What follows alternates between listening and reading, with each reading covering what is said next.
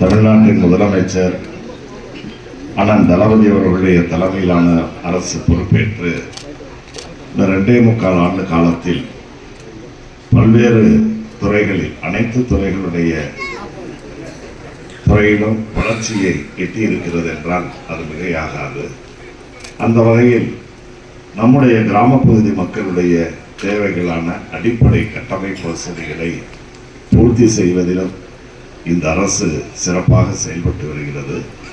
அந்த வகையில் இன்றைக்கு நிறைவேற்றப்பட்ட பல்வேறு திட்டப்பணிகள், கலையரங்கம், புதிய மின்மாற்றிகள், பேருந்து நிழற்குடை, ஊராட்சி மன்ற அலுவலக கட்டிடங்கள் என்று அனைத்தும் மக்களுடைய பயன்பாட்டிற்கு தேவையான அந்த வசதிகளை இன்றைக்கு நம்முடைய சட்டமன்ற உறுப்பினர் நிதியிலிருந்தும் அதே போல ஊரக வளர்ச்சித்துறையினுடைய நிதியிலிருந்தும் இதையெல்லாம் செய்திருந்து பொதுமக்களுக்கு அர்ப்பணிக்கின்ற வகையில் ஏறத்தாழ இன்றைக்கு ஒரே நாள் இந்த அரசு மாண்புமிகு முதலமைச்சர் அவர்களுடைய தலைமையில் பொறுப்பேற்ற பிறகு நீங்கள் பார்த்துட்டீங்கன்னா இந்த கல்லம்பட்டி ஊராட்சிக்கு மட்டும் 2,60,00,000 ரூபாய்க்கான பணிகள் நடந்திருக்கு.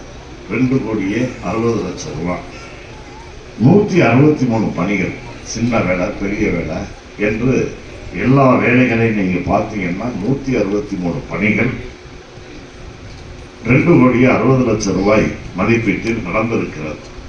இந்த 2,60,00,000 நம்ம கிராமத்துக்கு வந்திருக்குன்னா அரசாங்கத்திலிருந்து இது வருது. சரி, அரசாங்கத்துக்கு பணம் எப்படி வரும்? பொதுமக்களாகிய நாம் செலுத்துகின்ற வரிதான் இன்றைக்கு அரசாங்கத்திற்கு வருமானம்.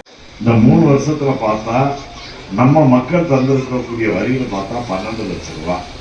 ஆனால் இந்த அரசு மாண்புமிகு முதலமைச்சர் அவர்கள் கிராமப்பகுதியில் அடிப்படை கட்டமைப்பு வசதிகளை உருவாக்க வேண்டும், நகரங்களுக்கு இணையான அடிப்படை கட்டமைப்புகளை கிராமத்தில் கொண்டு வர வேண்டும் என்ற உணர்வோடு தான் இன்றைக்கு இது போன்ற பணிகள் 10 மடங்குல 20 மடங்குல 30 மடங்கு இன்னைக்கு கூடுதலாக நாம் செலுத்திய வரியை விட இன்றைக்கு மாண்புமிகு முதலமைச்சர் அவர்கள் நம்முடைய கிராம பகுதிகளுக்கு குறிப்பாக கல்லம்பட்டி ஊராட்சிக்கு தந்திருக்கிறார்கள் என்பதை நான் இங்கே பெருமையோடு சுட்டிக்காட்ட கடமைப்பட்டிருக்கிறேன்.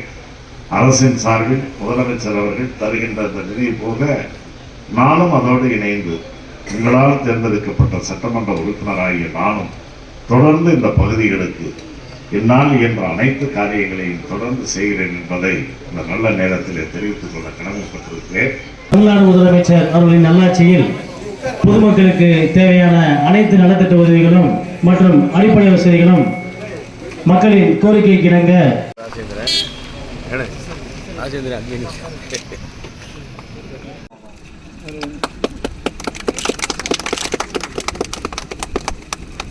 கொஞ்சம் கீழே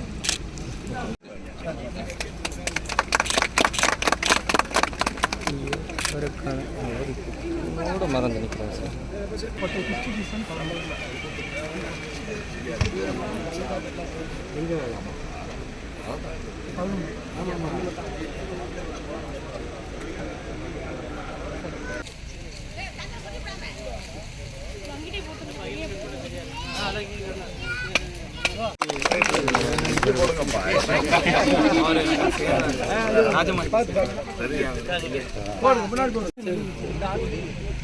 சரி,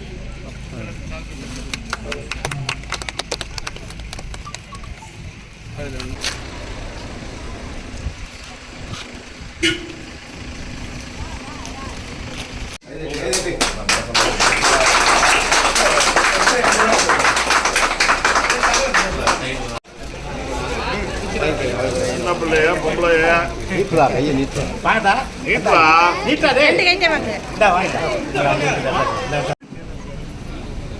சரி பிரதீப் எல்லாம் பின்னால முன்னால போயிடாதீங்க. மாணவர்களை விட்டு புதிய அனைவரும் அரவணைப்பு சிறப்பிக்குமாறு வேண்டும்.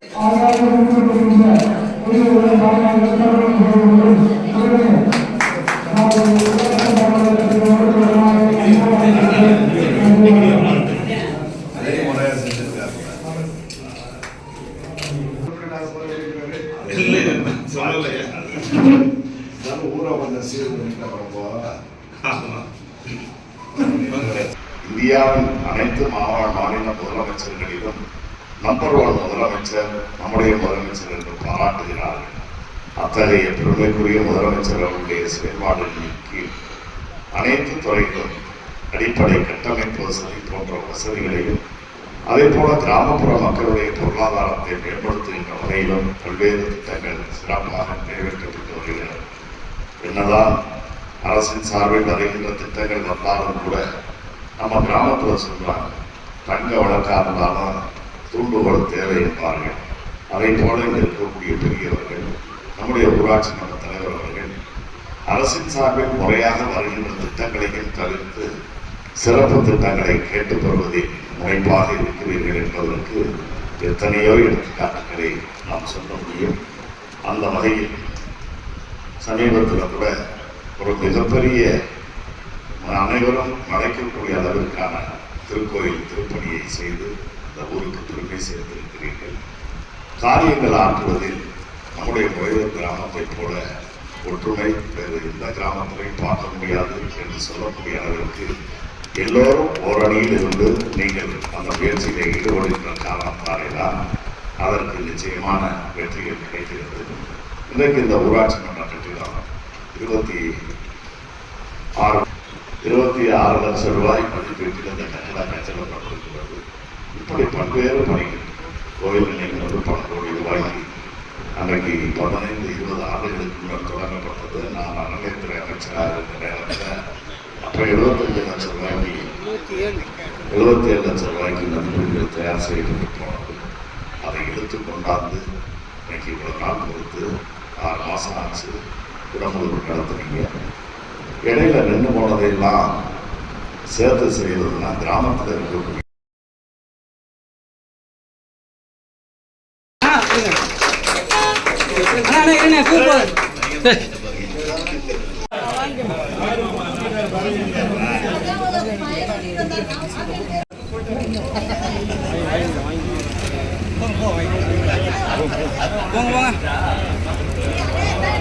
நல்லா சிறப்பாக பண்ணி சிறப்பாக எல்லாரையும் அங்கேயும் எடுத்துறேன்.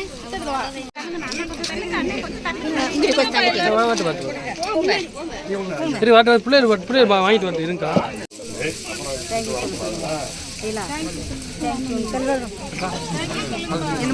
அக்கா கூப்பிடுறாங்க. கொடுக்கணுமா? என்ன செய்யணும்? அக்கா இருந்தா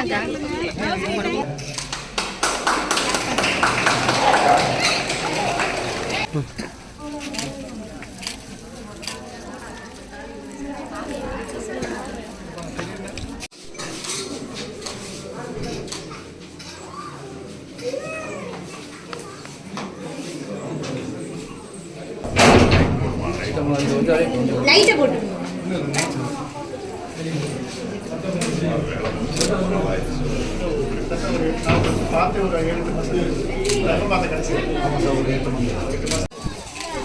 சரி நல்லா படிங்க. மேலே கிளி கொடுத்துருப்பாங்க போட்டி கொடுக்கும்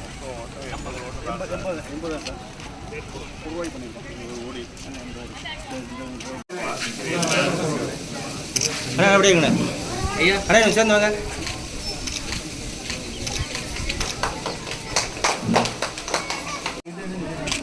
சார்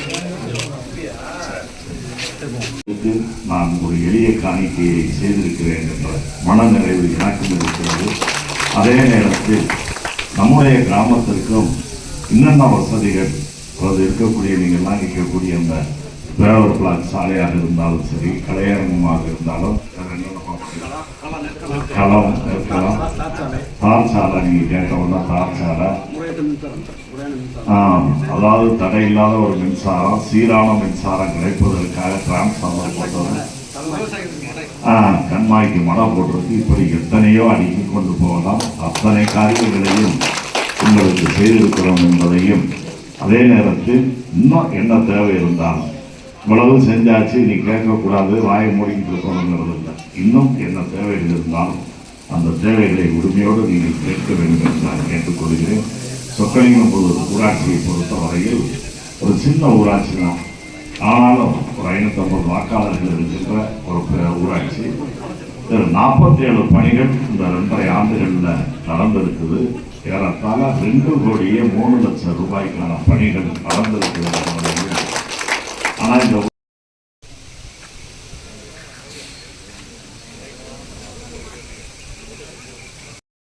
நல்லா தொங்கி இருக்கா.